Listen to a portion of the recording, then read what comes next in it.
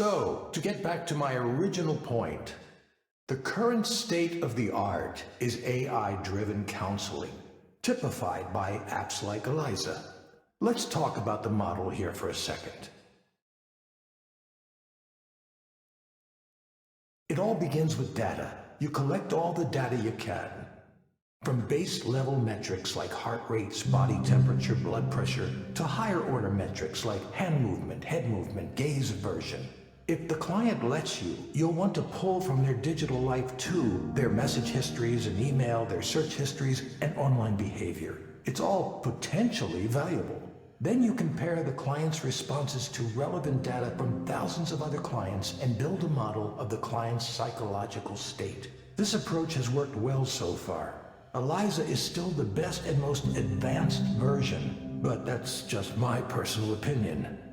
For those of you who don't know, I was the team lead and chief psychologist for the Eliza project at Skanda for a number of years. Now, even though this is a proven approach, there are two weaknesses I'm going to highlight. One is the data I was just talking about. You're completely dependent on that.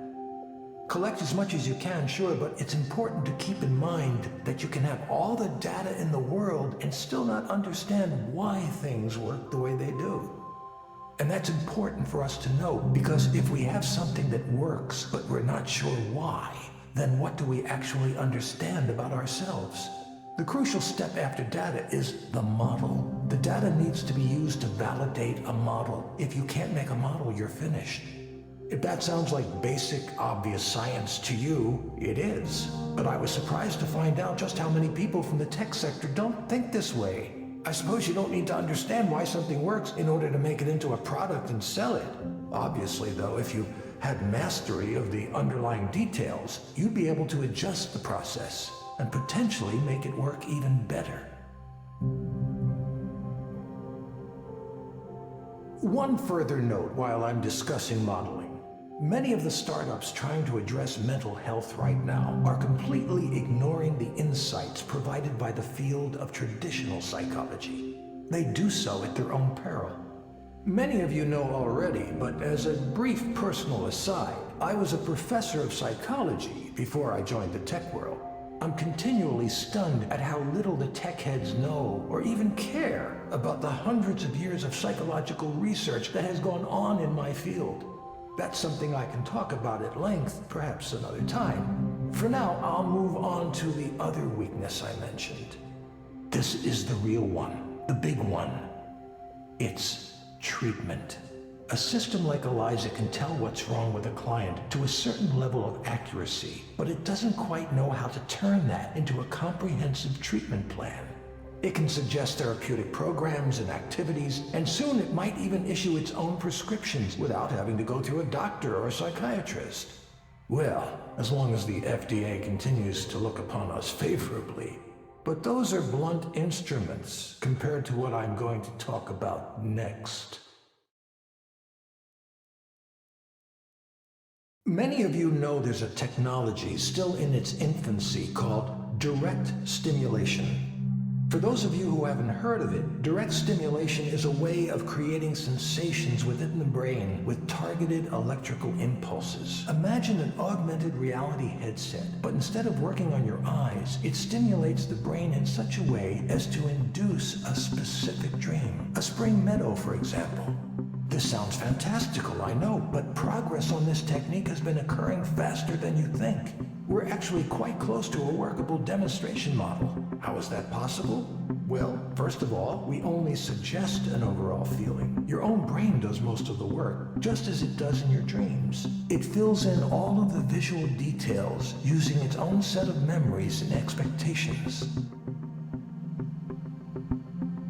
Induced dreams via direct stimulation can contain all the therapeutic content of VR therapy without the need to create realistic graphics or other content.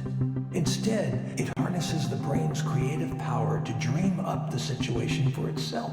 Combine that with the insights we gain from parametric therapy systems like Eliza, and you have a complete end-to-end, fully automated system.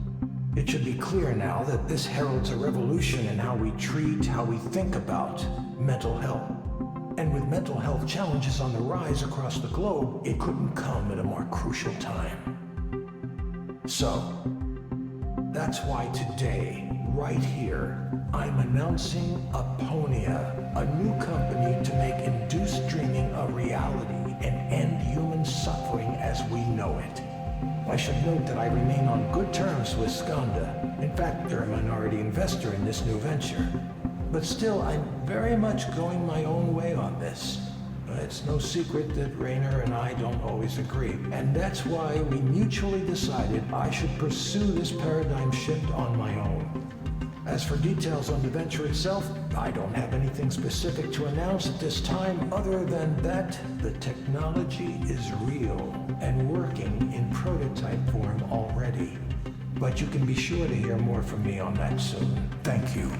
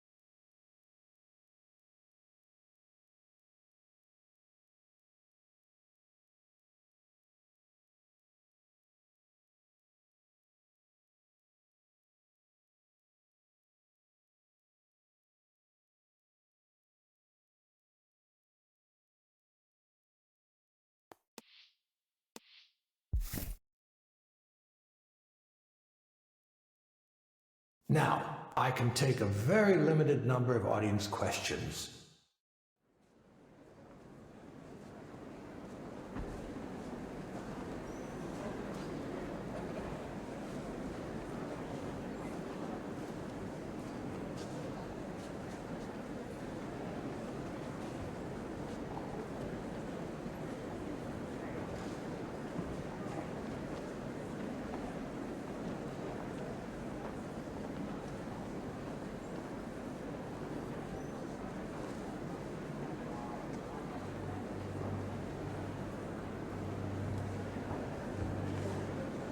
Well, look who's here. It's like I've seen a ghost. Good to see you too, Raynor. Where are you these days? I lost track after you left us. Nowhere. Nowhere? Well, nowhere is no place to be. Come by the new office sometime. You should see where we're taking Eliza. Okay. Good. Sarah will set something up for next week.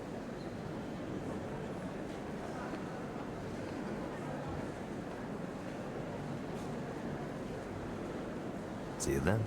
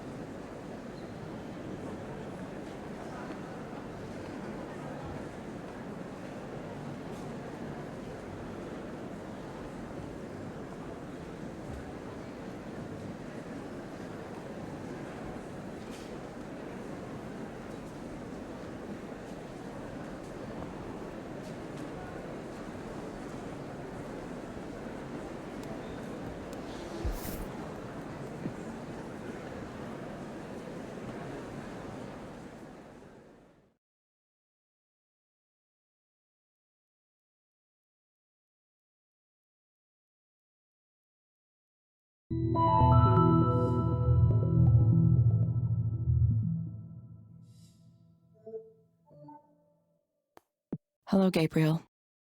Hi.